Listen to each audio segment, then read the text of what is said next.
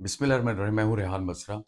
Reference to the context intermediate level पे मैं आपके सामने मौजूद हूँ। फर्स्ट ईयर खसूसन तवज्जो दीजिए और ये इंटरमीडिएट लेवल है। मैं बहुत ज़्यादा डेप्थ में नहीं बात करूँगा। मैं एक सरफेस 5 नंबर का वैसे क्वेश्चन है और उसी के मुताबिक बात करूँगा, लेकिन चंद चीज़ों का ख्याल रखना आपको बहुत ज़रूर पड़ेगा। नॉर्मल की बुक के अंदर या टीचर्स, कॉलेज के टीचर्स ये चीज़ बताते हैं, किताबों के अंदर ये लाइन लिखी होती है, दीज़ लाइन्स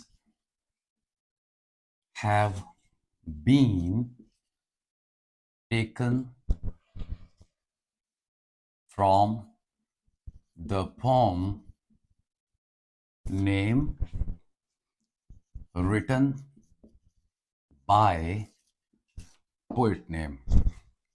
और मैं समझता हूँ कि अगर फर्ज करें 22 लाहौर के 50-60 हज़ार स्टूडेंट्स हैं, बल्कि इससे ज़्यादा ही होंगे। कम से कम 2 लाख स्टूडेंट अगर पेपर देते हैं, तो 2 लाख में से कमोबेश 1.5 लाख तो यही लाइन लिखेंगे। तो आप में और उनमें क्या फ़र्क रहा? There is no difference. तो आपको उनसे यूनीक होने के लिए थोड़ा-सा यूनीक एक्सप्रेशन भी यूज़ करने पड़ेंगे। तो आइए इसको थोड़ा-सा बदलते हैं। हमारे पास फ्रीडम ऑफ वर्ड्स है। लाइन्स की जगह पे आपके पास जो चॉइस है, वो स्ट्रिंग्स की है, थ्रेड्स की है या वर्सेस की है। तो आप इनसे पहले आप पोएटिक का वर्ड यूज़ कर दीजिए, तो आपके पास बन जाएगी जी poetic lines, poetic strings, poetic threads, poetic verses. कोई एक वर्ड आपने चूज़ करना है जो आपको अच्छा लगता है। फिर हमारे पास चॉइस है टेकन की। तो टेकन पे हमारे पास सिलेक्टेड चॉइस है, इलेक्टेड की, चॉज़न की, कर्ल्ड अप की, एक्सट्रैक्टेड की या फिर विनाउड ऑफ की। हाँ। फिर आते हैं हमारे पास पोम की भी वैसे हमारे पास एक रेसिप्रोकल है, उसका सब्स्टिट्यूट है, लेकिन मैं समझता हूँ ये बहुत डीप बात हो जाएगी। आपको सब पता लगाना पड़ेगा कि ये ब्लैंक वर्स है, ये फ्री वर्स है, ये सोनेट है, ये शेक्सपियरियन सोनेट है या फिर ये एलिजी है, ये इसमें क्या मतलब there are lot of categories. तो हमारे पास नेक्स्ट वर्ड जो बचता है वो है रिटर्न। तो रिटर्न में हमारे पास चॉइस होती है कंपोज की, उसके बाद जी पेन्ड डाउन, jotted down, articulated या फिर वर्बलाइज। इवन के यहाँ पर एक्सपीरियंस्ड भी यूज कर सकते हैं वर्ड, एक्सपीरियंस्ड। ओके। तो अब गौर कीजिए कि हमने कुछ लफ्ज 3-4 लफ्ज बदले हैं, तो उसके एक्सप्रेशन ही डिफरेंट हो जाएंगे। जैसे these poetic threads have been curled up from the form the rain, written. Written की जगह पे आप आर्टिकुलेटेड या वर्बलाइज्ड बाय W.H. डेविस। तो देखें बिल्कुल वोकेबलरी के चेंज करने से एक्सप्रेशन भी चेंज हो गए और इससे आपकी एक जो ग्रिप है रेफरेंस टू द कॉन्टेक्स्ट के ऊपर, वो जाहिर होगी चेकर को या टीचर को। तो अब बात रहेगी पोम का नाम। तो पोम का नाम आपको पता है कि हमेशा क्या आता है? कैपिटल। टाइटल है कैपिटल है, द का टा और रेन का र, और उसके बाद पोएट का नाम W.H. डेविस, ये भी कैपिटल है। यहाँ पर टेंस की बात करते हैं तो टेंस भी आप चेंज कर सकते हैं। हैव बीन की जगह पे आप जस्ट आर लगा दीजिए, तो ये बात बन जाएगी। अब आपने ढूंढना है कि यहाँ पर नाउन कौन से हैं। हमारे पास नाउन है पहला लाइन्स, फिर नाउन है फॉर्म, और फिर हमारे पास नेम आता है राइटर का। तो आप ऐसा कीजिए कि लाइन्स से पहले आप कोई एडजेक्टिव लगा दीजिए जिसमें आ जाता है कि ब्यूटियस, ब्यूटियस, या फिर आप कह लो कि attractive lines, poetic strings, attractive, कोई भी आप रिलेटेड एडजेक्टिव आप यूज कर सकते हैं। और पोम से पहले भी यूज कर सकते हैं एडजेक्टिव, मतलब रोमांटिक, सॉरी टू से रोमांटिक, और फिर क्लासिकल या फिर मॉडर्न वगैरह वगैरह। तो ये आपका हो गया रेफरेंस। अब नेक्स्ट जो बात करता हूँ वो कॉन्टेक्स्ट की करता हूँ। कॉन्टेक्स्ट। अच्छा, एक और बात ज़हन में रखिए, रेफरेंस नॉर्मल स्टूडेंट क्या करते हैं कि यहाँ पर कॉलन डाल के निचली लाइन से लिखते हैं। तो जब निचली लाइन से लिखना होता है तो there is no need of colon. आप कॉलन का इस्तेमाल नहीं करेंगे वरना गलत हो जाएगा। कॉन्टेक्स्ट असल में पस से मंज़र होता है और ये उर्दू में हमारे पास ये लफ्ज़ है कि सियाक़ो सबाक़ यानी उसका बैकग्राउंड। तो मैं बताता हूँ, फ़र्ज़ करें कि आपको लाइन्स आ गई हैं ये 4, लाइन नंबर 4, 5, 6 और 7। तो इन लाइन्स का कॉन्टेक्स्ट क्या होगा?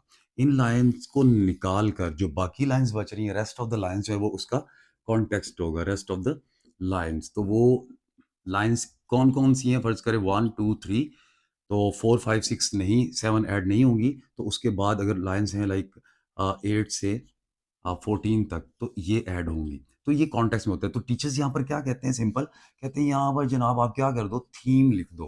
भाई थीम और कॉन्टेक्स्ट में there is a hell of difference, उसमें बहुत ज़्यादा फ़र्क है। थीम पूरी पोएम का है, उसमें वो तमाम चीज़ें भी आ रही हैं जो कॉन्टेक्स्ट में नहीं लिखनी चाहिए। तो कॉन्टेक्स्ट के अंदर किन-किन चीज़ों का ख़्याल रखना है आपको? नंबर 1, आपने टेंस का ख़्याल रखना है कि टेंस जो है या तो वो प्रेज़ेंट हो या फिर वो पास्ट का हो। आपने मिक्स अप नहीं करना। तो बहुत से स्टूडेंट कभी वॉज़ लगा रहे होते हैं, कभी इज़ेमआर लगा रहे होते हैं। इवन कि कुछ स्टूडेंट्स ने मुझे ये कहा कि सर हम क्या प्रेज़ेंट कंटीन्यूअस लगा सकते हैं? द पोएट इज़ सेइंग, शायर कह रहा है। तो मैंने ये बताया कि उर्दू को इंग्लिश में मत वो कंपेयर मत किया करो। उर्दू सेपरेट लैंग्वेज है, इंग्लिश सेपरेट लैंग्वेज है। जब आप टॉकिंग कहोगे, द पोएट इज़ टॉकिंग या द पोएट इज़ सेइंग ये कह रहे हो तो इसका मतलब है इज़। अभी पोएट ज़िंदा है और इस लम्हे कह रहे हैं, द टाइम ऑफ स्पीकिंग कह रहे हैं। तो पोएट तो ज़िंदा नहीं है इस वक़्त। तो आप उसका जर्नल एक बात करेंगे लाइक समरीज़ में प्रेज़ेंट डेफ़िनेट लगता है, ये पहले बता चुका हूँ मैं आपको कई दफ़ा। दूसरी चीज़ का इस्तेमाल नहीं करना वो ये है कि आपने फर्स्ट पर्सन का इस्तेमाल नहीं करना। और फर्स्ट पर्सन में आता है आई और उसका प्लूरल है वी। और सेकंड पर्सन का इस्तेमाल नहीं करना जो कि है यू। आपने इनका इस्तेमाल बिल्कुल नहीं करना। नंबर 3, कॉन्ट्रैक्शन का इस्तेमाल नहीं करना आपने। और कॉन्ट्रैक्शन क्या है? Like don't, like I've, like couldn't. आपने कॉन्ट्रैक्शन का इस्तेमाल नहीं करना। आपने कंप्लीट वर्ड्स लिखने हैं।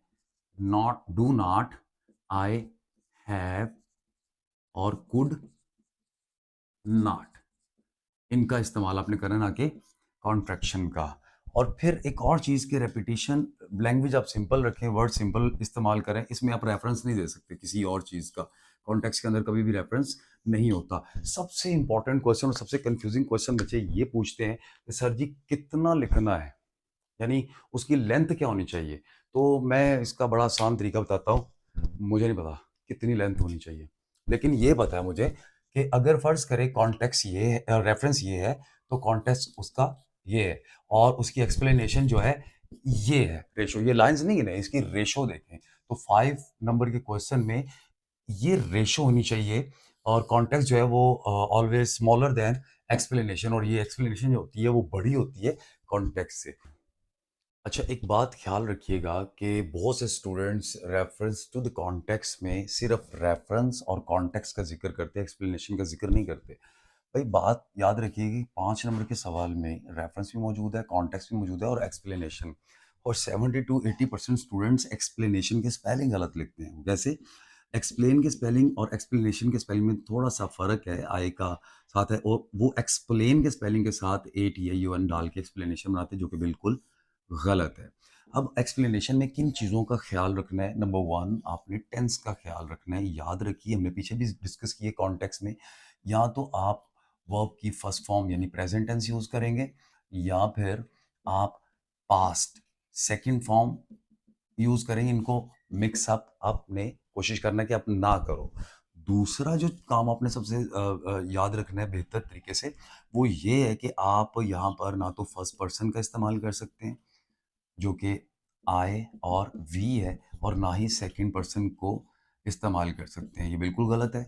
आपने किसका इस्तेमाल करना है? थर्ड पर्सन का, यानी ही, शी, इट, दे, इसको इस्तेमाल करना है आपने। फिर थर्ड में है कॉन्ट्रैक्शन। सेम कॉन्ट्रैक्शन भी आपने यूज़ नहीं करनी। लाइक डू नॉट को डोंट लिखना है, ना कि डू नॉट।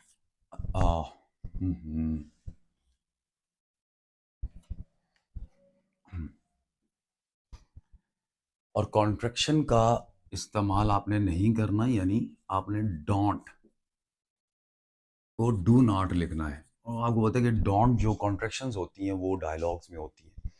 नंबर 4, आपने रेपिटेशन ऑफ आइडियाज़ नहीं करना, रेपिटेशन नहीं करनी। जो लाइन्स आप कॉन्टेक्स्ट में लिखी है, उन्हीं लाइन से आप एक्सप्लेनेशन शुरू कर रहे हो, तो वो एक बैड इम्पैक्ट पड़ेगा। तो रेपिटेशन जो होती है वो क्रिएट बोर्डम, और ये बोर्डम जो होती है वो बड़ी ही बुरा असर डालती है किसी भी चीज़ के ऊपर। एक सबसे इम्पॉर्टेंट बात कि रेफरेंस, बहुत से स्टूडेंट पूछते हैं क्या हम रेफरेंस दे सकते हैं किसी और पोम का? जी बिल्कुल दे सकते हैं। आप रेफरेंस की बात कीजिए, रेफरेंस, और रेफरेंस मैं 3 तरह के बता रहा हूँ आपको। Number 1, contextual reference, reference. Number 2, intratextual reference. Number 3, intertextual reference. मतलब अगर फर्ज करें कि आपके पास द रेन है, तो आप उसी पोम के अंदर से रेफरेंस दे रहे हो उसी पोएट का, तो वो क्या हो जाएगा? Contextual reference. और अगर आप the rain, W H Davis की द रेन में से नहीं, उसकी किसी दूसरी पोम में आप रेफरेंस दे रहे हो, तो वो इंट्रा टेक्सचुअल हो गया। और इसमें क्या होता है कि सेम पोएट होता है और डिफरेंट पोम होती है, पोम, इनमें दोनों सेम होता है। और इसमें जो है ना तो पोएट होता है सेम सेम, और ना ही पोम होती है सेम। कि किसी और आप, यानी पोम का या किसी और जगह से आप कोई कोट या कुछ अपने राइटिंग को स्ट्रेंथन करने के लिए आप रेफरेंस दे सकते हैं। अपना ख्याल रखिएगा, मिलते हैं नेक्स्ट वीडियो में। अल्लाह हाफिज़।